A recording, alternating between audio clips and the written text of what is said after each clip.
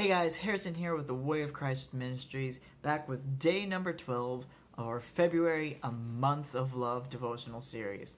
We've been focusing through the past 11 days on loving God until we got to yesterday where we started to change our little tone. We started focusing on love your neighbor, the second commandment that Christ gives us in Matthew 22. And now we're going to think about something that a lot of times we get this excuse that comes in our mind. Oh, I ain't got the time for that. I ain't got the time to go out and love somebody. So we're going to take an honest poll real quick of a few people that I love and care about. I'm going to have my neighbor here, Miss Stacy. She's going to honestly answer a question. She doesn't know what I'm about to ask her, and we're about to go around the table with this. So, the question I'm going to ask you is this: How long does it take to love someone? That's a good question. A second. A second? A second. Okay. All right, and we're going to come around to my good cousin, Victoria. So I'm going to ask you the same question. How long does it take to love? I'd say the same thing. A second, a minute. Second, a minute. And we got one last person here.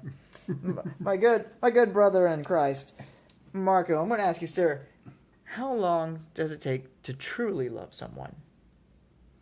As soon as they come into your mind. Ooh, interesting. So we've got two people saying it takes about a second, and another says as soon as they enter your mind. How rational is that? How radical is that? It takes but a second to love someone. How many of us will sit there and we see this opportunity that comes before us to truly love and help someone, and we go, but I ain't got time. I can't stop what I'm doing. Well, let me remind you of this. In Ecclesiastes chapter 3, verses 1 through 11, it says, "To everything there is a season, a time for every purpose under heaven, a time to be born and a time to die, a time to plant and a time to pluck what is planted, a time to kill and a time to heal, a time to break down and a time to build up, a time to weep and a time to laugh, a time to mourn and a time to dance, a time to gather stones and a time to cast away stones, a time to embrace and a time to refrain from embracing, a time to gain and a time to lose, a time to keep and a time to throw away, a time to tear and a time to sow, a time to keep silent and a time to speak, a time to love and a time to hate, a time of war and a time of peace." Amen.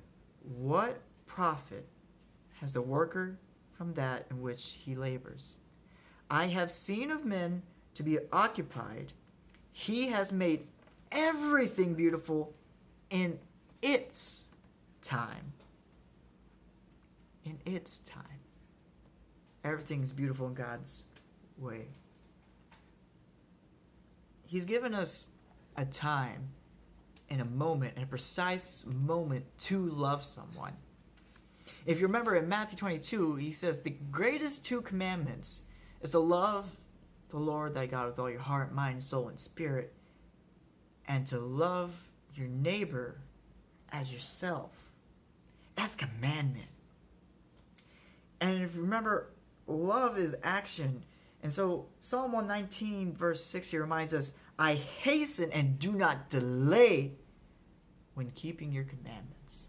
And if we are commanded to love, and that moment comes up to love on someone, and we delay, we are disobedient and therefore do not love God.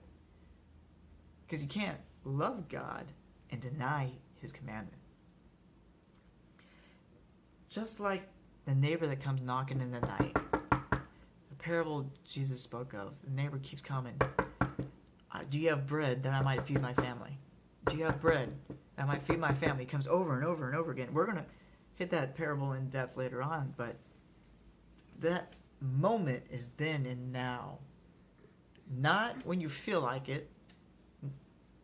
God has commanded us to not delay in keeping it.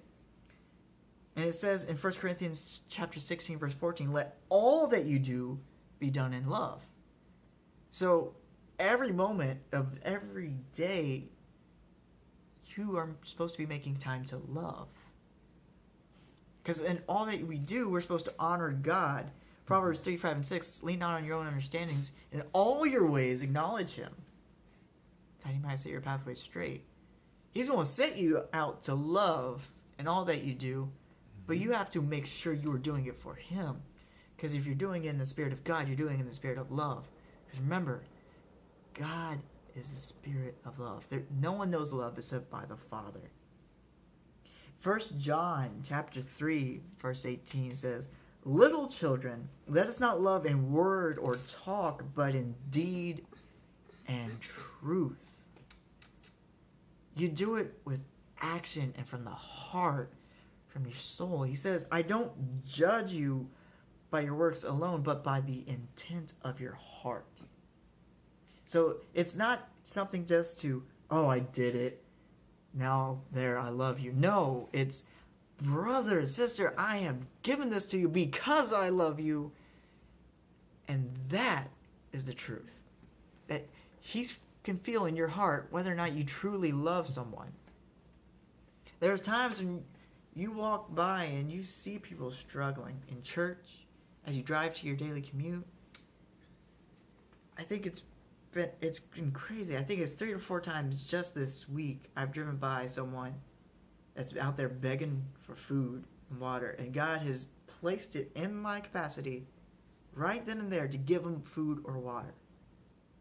God is going to give you a way to provide. I'm going to go through this crazy story of what happened Saturday night for me. I was working, and I went in for my lunch right after refilling my vehicle, and I got called in my lunch. They're like, hey, one of our drivers missed coming in, and so we need you to go right back out and get to work. I was like, okay. So I told the guy, I'll take my food to go. So I drive back to the store, start loading all the groceries, and I only got to eat about half my dinner that night. And as I pull out of the store, there's this man. He's walking, and he's begging for food, water, and I was like, man, I ain't got no money to give him. I ain't got no cash, because I don't carry cash on me because I don't like to get robbed. But then I looked down and I was like, I have my food. So the light's about to turn green, and I saw it turn green, but I was like, you know what? God has given this to me, so let me give it to him. Because everything that is given unto us is given by God to do the work of God.